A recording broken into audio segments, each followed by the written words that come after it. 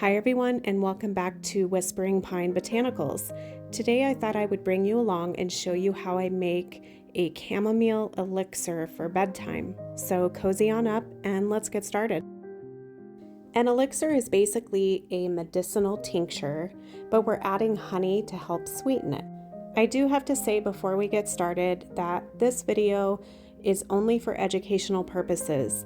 I am an herbalist, I am not a doctor, I do not treat, cure, or prescribe, so please do your own research when trying new herbal preparations. You will need a glass jar, and you will also need either fresh chamomile from your garden or dried organic chamomile like I'm using here. This plant is really well known specifically for calming the nervous system. It helps to relieve both digestive and emotional upset, and it's really handy to have around for somebody who's experiencing those discomforts. The next step in this formulation is to add in your alcohol.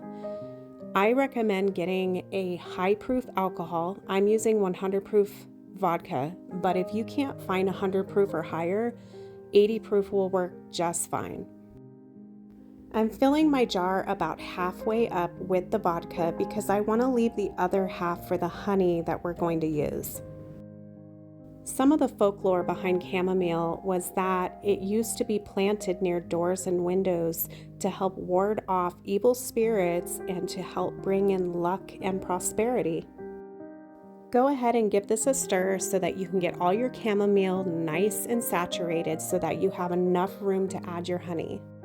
The next step is to add raw local honey, and I really want to emphasize that it needs to be good quality honey.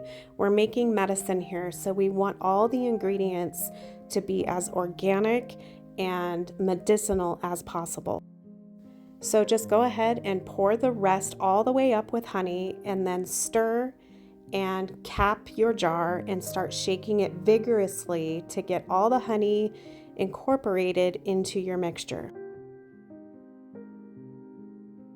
Now that everything is well incorporated, take off the lid of the jar and make sure that you don't need to add any more alcohol to the jar. Sometimes dried plant material will soak up the alcohol faster, and you may need to add a little bit more like I did here.